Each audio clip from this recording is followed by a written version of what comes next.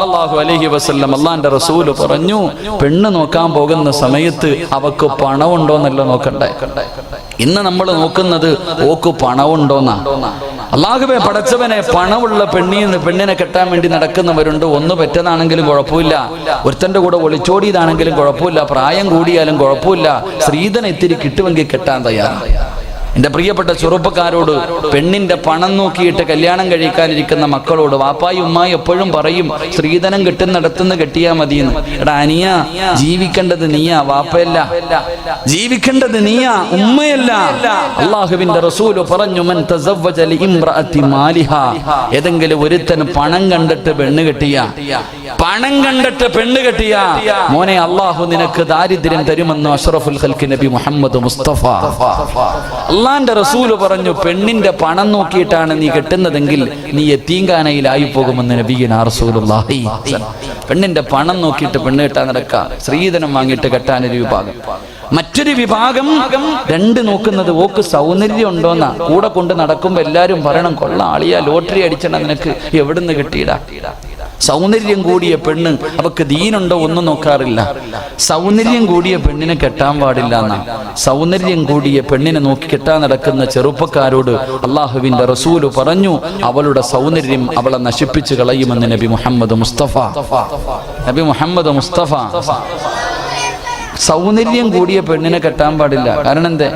ഇതിലെ കൂടെ ഒഴുകുന്ന നല്ല കാണാൻ അഴകുള്ള ഒരു പുഴ ഇങ്ങനെ ഒഴുകുകയാണ്. അത് കാണുമ്പോൾ എല്ലാവർക്കും ഒന്ന് കുളിക്കണമെന്ന് തോന്നൂലേ മനുഷ്യന്മാരെ? ഇത് നിങ്ങളൊക്കെ മലക്കൾ പ്രസവിച്ചതാ? ഇതിലെ കൂടെ നല്ല കാണാൻ അഴകുള്ള ഒരു പുഴ ഒഴുകുമ്പോ ആർക്കായാലും ഒന്ന് കുളിക്കാൻ തോന്നൂലേ? തോന്നുകയില്ലേ? തോന്നും. ഇതുപോലെ സൗന്ദര്യമുള്ളൊരു പെണ്ണ് പോയാൽ ഏത് പൊട്ടനും നോക്കിപ്പോ. അതുകൊണ്ടാണ് കൗൺസിലിങ്ങിന്റെ ക്ലാസ് എടുക്കുന്ന ആൾക്കാർ പറഞ്ഞു തരാറുണ്ട്, ഭർത്താവ് ഒരിക്കലും തന്റെ ഭാര്യയോട് പറയാൻ പാടില്ല, എന്നെക്കാളും സൗന്ദര്യം നിനക്കാണ്.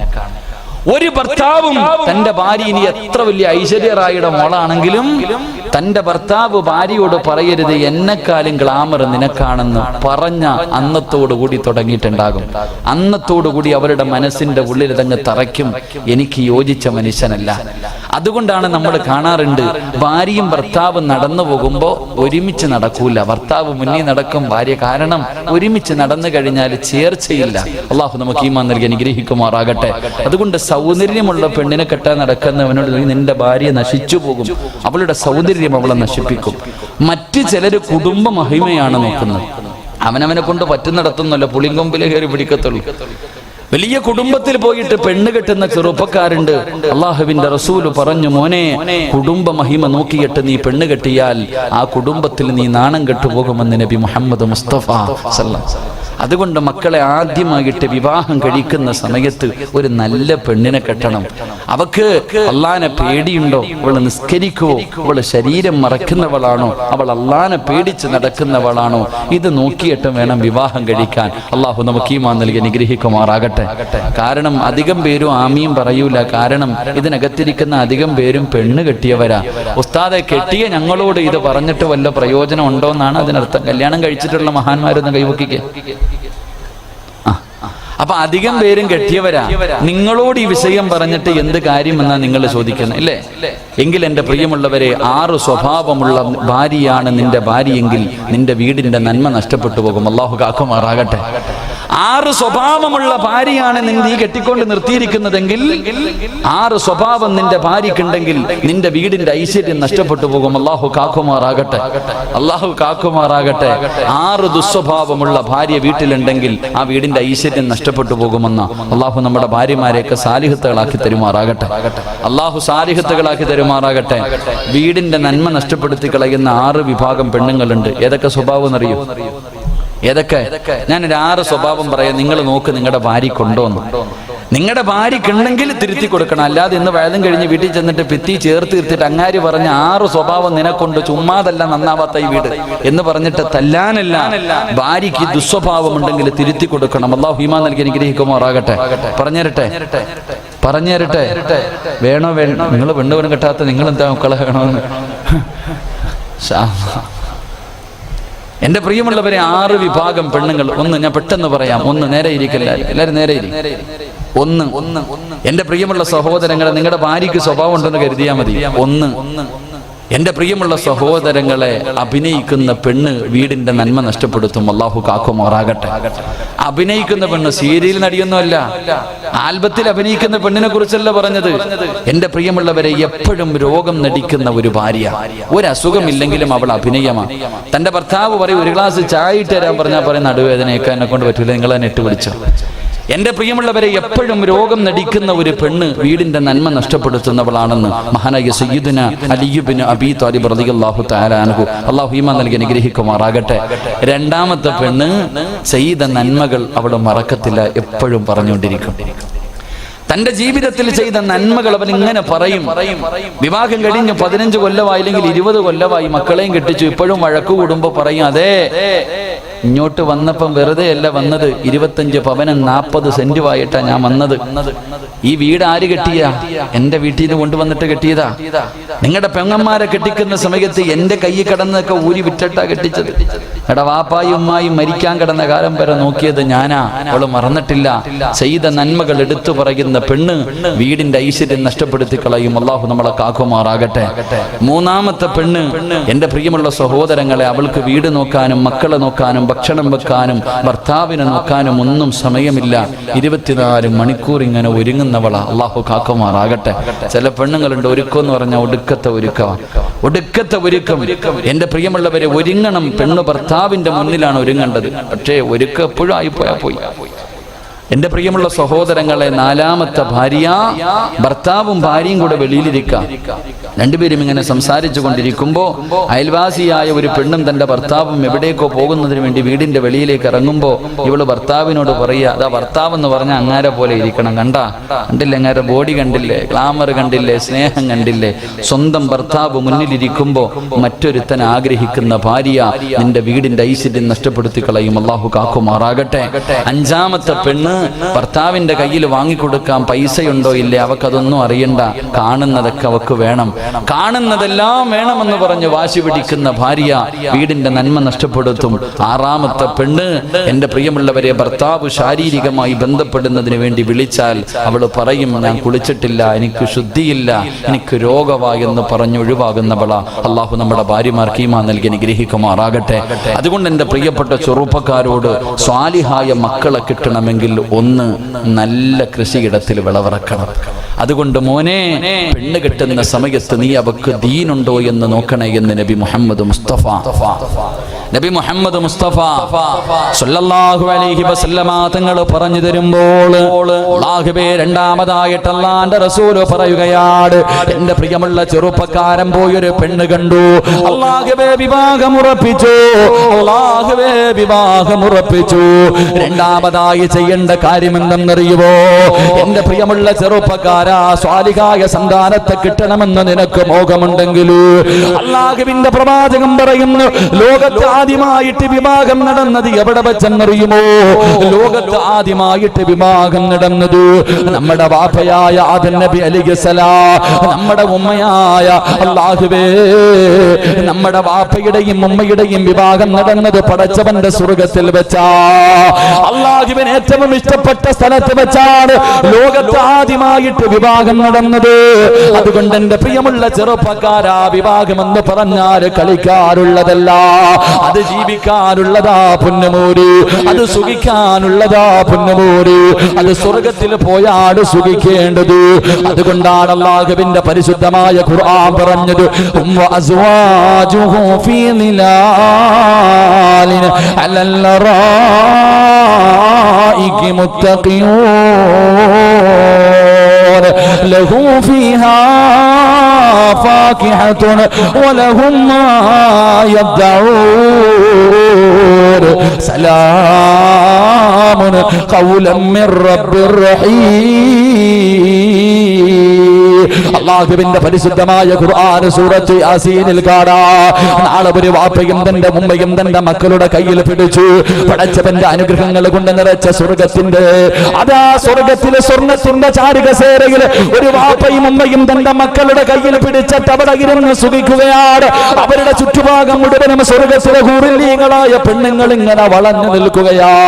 അവർക്ക് എന്തേ വേണ്ടതെന്ന് ചോദിച്ചുകൊണ്ട്, അത് മാത്രമല്ല അല്ലാഹുവിന്റെ സ്വർഗത്തിന്റെ കവാടങ്ങളിലൂടെ കടന്നു വരുന്ന സർവ്വ മലക്കുകളുണ്ടല്ലോ, ഈ വാപ്പയെയും ഉമ്മയെയും മക്കളെയും നോക്കിയിട്ട് ആ മലക്കുകൾ പോലും പറയുന്ന അവര് പോലും സലാം പറയുകയാ. എല്ലാവരും ബഹുമാനിക്കുകയാണ്, എല്ലാവരും ബഹുമാനിക്കുകയാണ്. അതുകൊണ്ട് എന്റെ ചെറുപ്പക്കാരാ, ജീവിക്കേണ്ടത് സ്വർഗത്തിലേക്കാ പൊന്നുപോര്, അവിടെയാടാ പോയി സുഖിക്കേണ്ടത്. അതുകൊണ്ട് അല്ലാഹുവിന്റെ റസൂൽ പറയുകയാ, ലോകത്ത് ആദ്യമായിട്ട് വിവാഹം നടന്നത് പടച്ചവന്റെ സ്വർഗത്തിൽ വെച്ചാ. അതുകൊണ്ട് നിന്റെ നിക്കാഹ് എവിടെ വെച്ച് നടത്തണമെന്നറിയുവോ? ഓഡിറ്റോറിയത്തിലല്ലടാ, നിന്റെ വീടിന്റെ മുന്നിലല്ലടാ. അല്ലാഹുവിന്റെ റസൂൽ പറയുന്നു, ലോകത്ത് അല്ലാഹുവിന് ഏറ്റവും ഇഷ്ടപ്പെട്ട സ്ഥലം അല്ലാഹുവിന്റെ പള്ളിയാ പോര്. പടച്ചവന്റെ പള്ളിക്കകത്ത് വെച്ചാ നിക്കാഹ് നടത്തേണ്ടത്, അല്ലാതെ ഓഡിറ്റോറിയത്തിൽ വെച്ചല്ല. എന്റെ പ്രിയമുള്ള ചെറുപ്പക്കാരാ, ഈ നാട്ടിൽ എത്രയോ ഹൈന്ദവ വിശ്വാസികളുണ്ട് പൊന്നുമോര്. ഞാനും നിങ്ങളും അവരുടെ കല്യാണത്തിൽ പങ്കെടുക്കുന്നവരാ. പണക്കാരനാകട്ടെ പാവപ്പെട്ടവനാകട്ടെ, അവരുടെ വിവാഹം നടത്തുന്നത് അമ്പലങ്ങളിൽ വെച്ചാണ്. ക്രിസ്തുമത വിശ്വാസികൾ അവരുടെ നിക്കാഹ് നടത്തുന്നത് പള്ളിയിൽ വെച്ചാ. കാരണം അവർക്കറിയാം അവിടെ വെച്ച് നടത്തിയാലുണ്ടാകുന്ന മഹത്വം എന്താണെന്ന് അവർക്കറിയാം. പക്ഷേ നമുക്കറിയില്ലല്ലോ. അല്ലാഹുവേ, ഇന്നത്തെ വിവാഹങ്ങൾ എന്തെന്നറിയുമോ? ആർഭാടങ്ങളല്ലേ, അനാചാരങ്ങളല്ലേ, അഹങ്കാരം കാണിക്കാറ്, കുടുംബമഹിമ കാണിക്കാറ്, മത്സരം കാണിക്കാറ്, മറ്റുള്ളവന്റെ മുന്നിൽ പടച്ചവര് എന്റെ പൊന്നുമോളുടെ വിവാഹം ഇതുപോലെയാണെന്ന് കാണിക്കാ. ലോൺ എടുത്തിട്ടും പലിശക്കെടുത്തിട്ടും നിക്കാഹ് നടത്തുന്ന മാതാപിതാക്കളുണ്ടല്ലോ. അല്ലാഹുവേ, ഇന്നത്തെ വിവാഹങ്ങൾ ഈ സമുദായത്തിന് തന്നെ പേരുദോഷവാ, ഈ സമുദായത്തിന് തന്നെ നാണക്കേടാ. പടച്ചവനെ, ഇന്നത്തെ വിവാഹത്തിന്റെ ഓഡിറ്റോറിയങ്ങളിൽ നടക്കുന്ന അനാചാരങ്ങൾ എന്താ?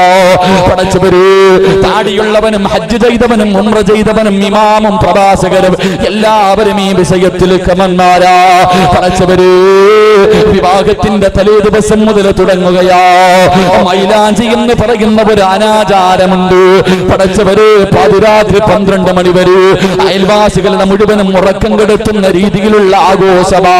അവിടെ കള്ളു കുടിക്കുന്നവരുണ്ട്, ആണും പെണ്ണും കിടന്ന് ഗാനമേളകൾ നടത്തിയിട്ട് ആഘോഷം നടത്തുന്ന വിഭാഗങ്ങളുണ്ട്. പടച്ചവരെ, 12 മണിയായി ലക്കില്ലാതെ എവിടെയോ കിടന്നുറങ്ങുകയാ.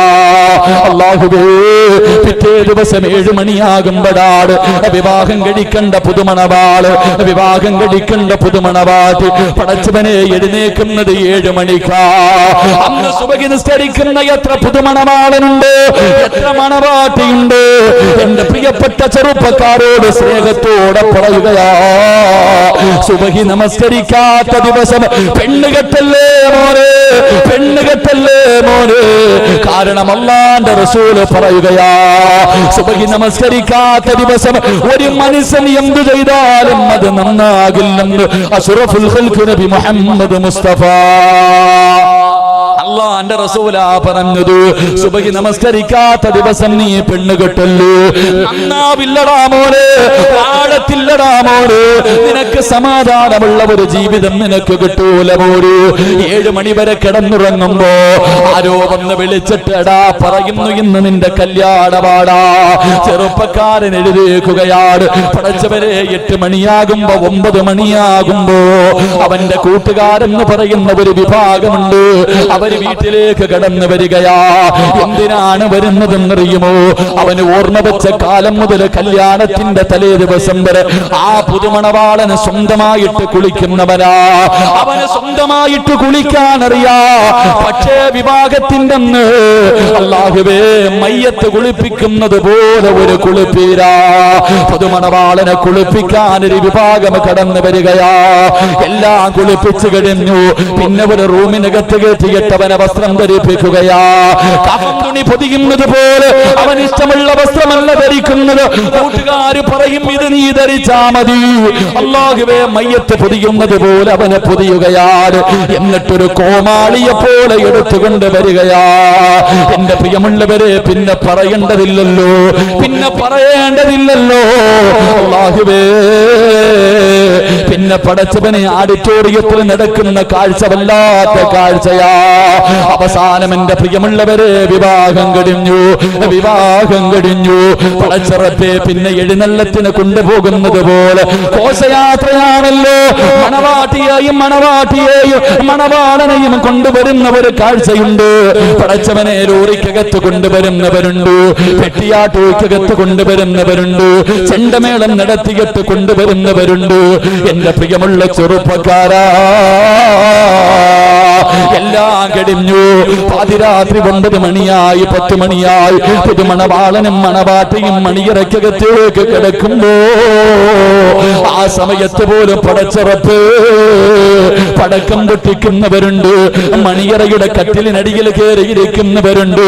എന്റെ പ്രിയമുള്ള ചെറുപ്പക്കാരാ, നിന്റെ വിവാഹം ഇതുപോലെയാണ് നടക്കുന്നതെങ്കിൽ നിനക്ക് ജനിക്കൂലടാ പൊന്നമോര്, നിനക്ക് സ്വാലിഹായ മക്കള് ജനിക്കൂല ചെറുപ്പക്കാരാ. എന്റെ സ്നേഹനിധിയായ പെങ്ങള്, വിവാഹം സ്വപ്നം കണ്ട് കഴിയുന്ന പെങ്ങള്, നിന്റെ വിവാഹം ഇതുപോലെയാണെങ്കിൽ നീ 10 പെറ്റാലും നിന്റെ മക്കൾ നിനക്ക് പ്രയോജനം ചെയ്യൂല. കാരണം എന്തെന്നറിയുമോ? പടച്ചവനെ, നീ വെച്ചു കൊടുത്ത ബിരിയാണിയും തിന്നിട്ട് കല്യാണത്തിന് പങ്കെടുത്തിട്ട് പോകുന്നവർ മുഴുവനും നിന്നെ ശപിച്ചിട്ടാ പോകുന്നത്. നിന്നെ കുറിച്ചൊരു നല്ല വാക്ക് പോലും പറയാറില്ലല്ലോ. എന്റെ പ്രിയമുള്ള ചെറുപ്പക്കാരാ, വിവാഹത്തിന്റെ ഓഡിറ്റോറിയത്തിൽ നടക്കുന്ന ഏറ്റവും വലിയ പച്ച വ്യഭിചാരം എന്തെന്നറിയുമോ? അതിന് വാപ്പയും അനുവാദം കൊടുക്കും, ഉമ്മയും അനുവാദം കൊടുക്കും, കൂടപ്പിറപ്പും അനുവാദം കൊടുക്കും. എന്തിന് കെട്ടിയ ഭർത്താവ് പോലും വ്യഭിചരിക്കാറ് അവസരമുണ്ടാക്കി കൊടുക്കുന്ന ഒരു സമയമുണ്ട്. ഏതാ സമയമെന്നറിയുമോ? പടച്ചവര്, ഓഡിറ്റോറിയത്തിൽ താലി കെട്ടി കഴിഞ്ഞ പിന്നെ വല്ലാത്ത ഒരു കാഴ്ചയാ. പിന്നെ സെൽഫി എടുക്കാറുള്ള സമയമാ. അല്ലാഹുവേ, മഹർ കൊടുത്ത് വിവാഹം കഴിച്ചവൻ പോലും തന്റെ പ്രിയപ്പെട്ട ഭാര്യയുടെ ശരീരത്തെ തൊട്ടിട്ടില്ല.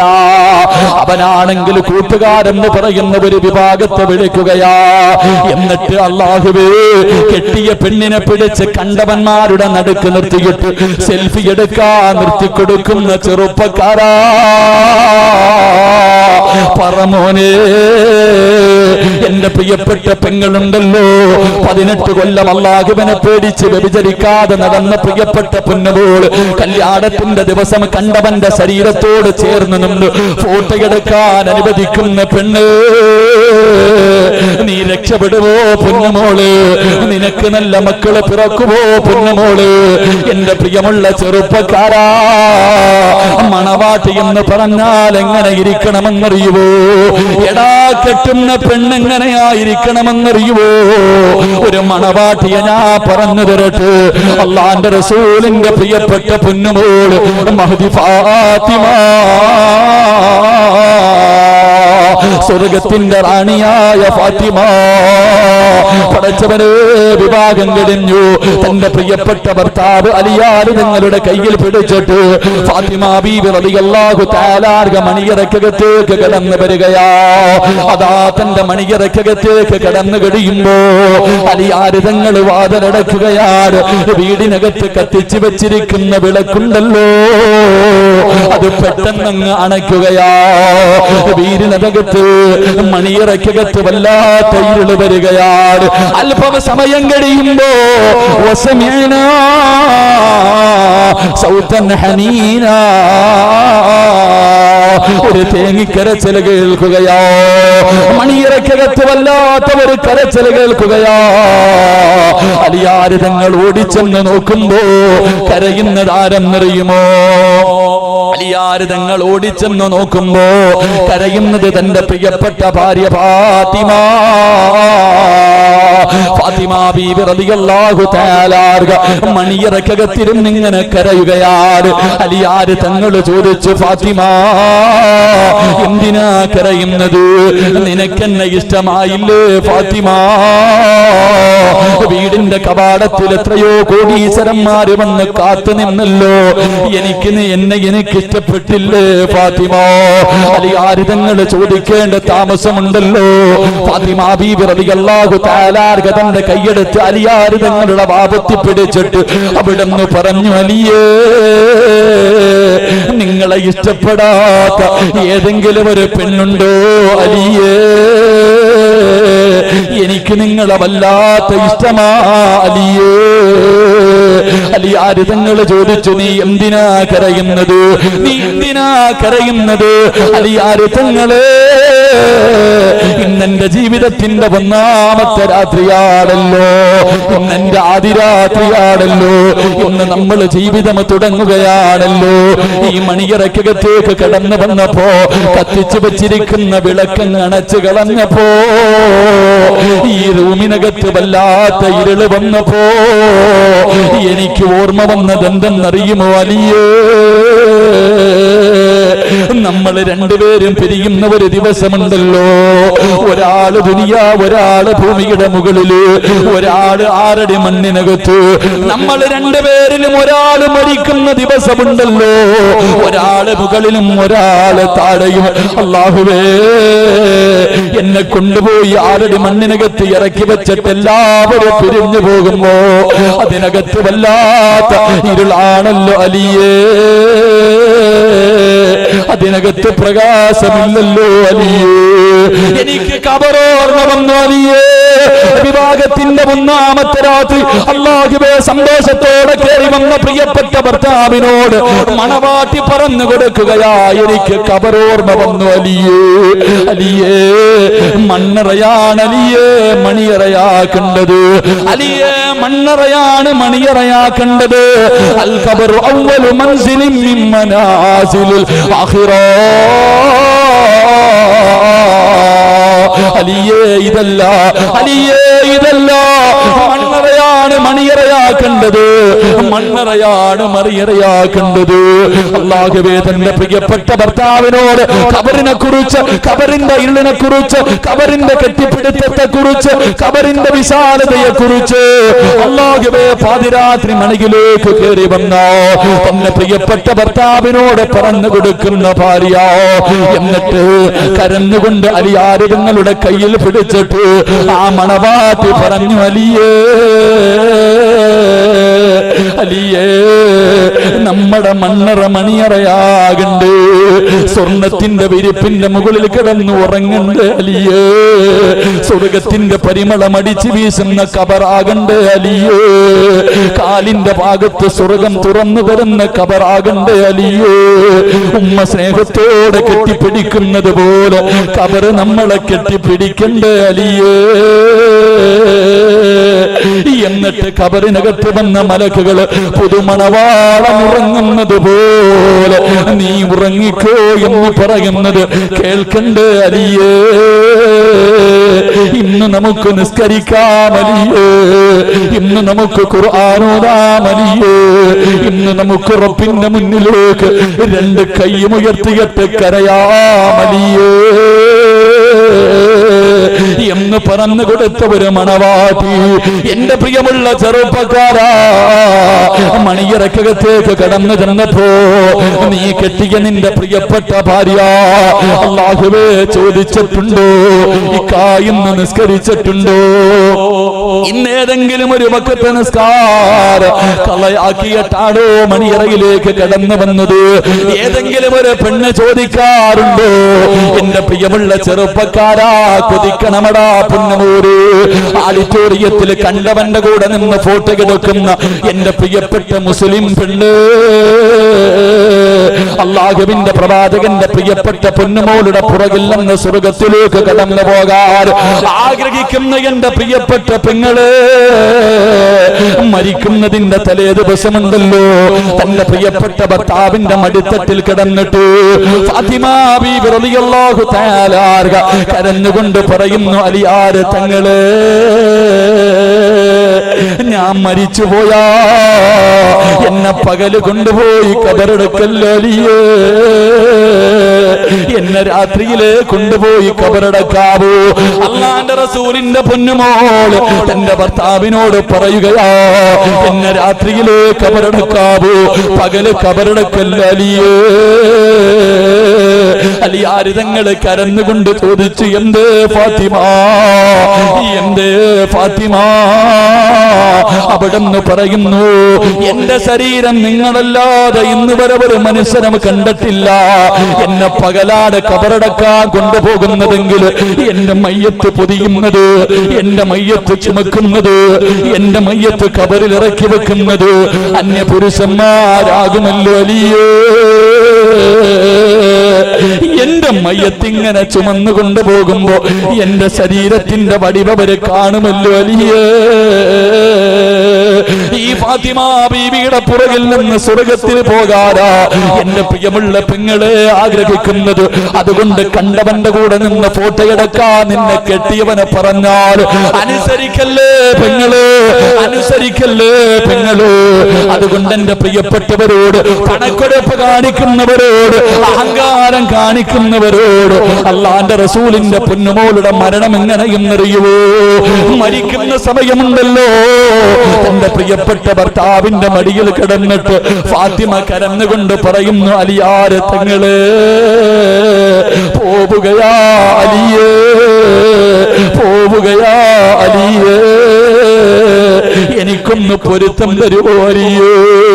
എന്തെങ്കിലും ഞാൻ പറഞ്ഞു പോയിട്ടുണ്ടെങ്കിൽ എനിക്ക് പൊരുത്തപ്പെടണേ എന്ന് തന്റെ ഭർത്താവിന്റെ കയ്യിൽ പിടിച്ചിട്ട് കരന്നുകൊണ്ട് പറയുമ്പോ അലിയാര് തങ്ങളുടെ വാദ, അലിയാര് തങ്ങൾ തന്റെ പ്രിയപ്പെട്ട ഭാര്യയുടെ വാ പൊത്തിപ്പിടിച്ചിട്ട് അങ്ങനെ പറയല്ലേ ഫാത്തിമ,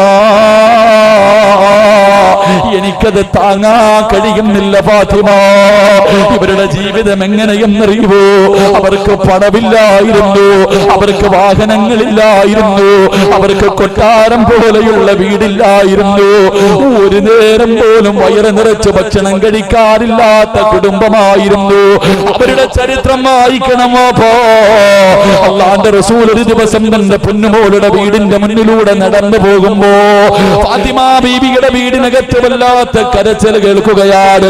ഹസൻ ഹുസൈൻ റളിയല്ലാഹു തആല അൻഹുമാ രണ്ടുപേരും വീടിനകത്ത് കിടന്ന് കരയുകയാ. അല്ലാഹുവിന്റെ റസൂൽ വിളിച്ചു പറഞ്ഞു, ഫാത്തിമ മക്കള് കരയുന്നു മോളെ, പാല് കൊടുക്ക് ഫാത്തിമ. അല്ലാഹുവിന്റെ റസൂൽ പള്ളിയിലേക്ക് കടന്നു ചെന്നു. നമസ്കരിക്കുന്ന സമയത്ത് മുഴുവനും കുഞ്ഞുങ്ങളുടെ കരച്ചിലാണ്. നിസ്കാരം കഴിഞ്ഞിട്ട് റസൂലുള്ള വിളിച്ചു പറഞ്ഞു, പാല് കൊടുക്കുമോളെ. രണ്ടാമതും പറഞ്ഞു, മൂന്നാമതും പറഞ്ഞു. എന്നിട്ടും തന്റെ പൊന്നാര മക്കളുടെ കരച്ചിൽ കേട്ടിട്ട് റസൂലുള്ളാഹിന് വല്ലാത്ത ദേഷ്യം വന്നു. വീട്ടിലേക്ക് ഇറങ്ങി ഓടുകയാണ്. അല്ലാഹുവിന്റെ പ്രവാചകനുണ്ടല്ലോ, ഫാത്തിമ ബീബി റളിയല്ലാഹു തആല അൻഹയുടെ വീട്ടിലേക്ക് കടന്നു ചെന്നിട്ട് ഒരുപാട് വഴക്ക് പറയുകയാ. കരുണയില്ലേ ഫാത്തിമ, നിന്റെ ഹൃദയം കല്ലായി പോയോ? ഈ മക്കള് രണ്ടുപേരും വിശന്ന് വിശന്ന് കരയുമ്പോ നിനക്കൊന്ന് ഭക്ഷണം കൊടുക്കാനൊന്ന് പാല് കൊടുക്കാ നിനക്ക് മനസ്സില്ലാതെ പോയോ ഫാത്തിമ?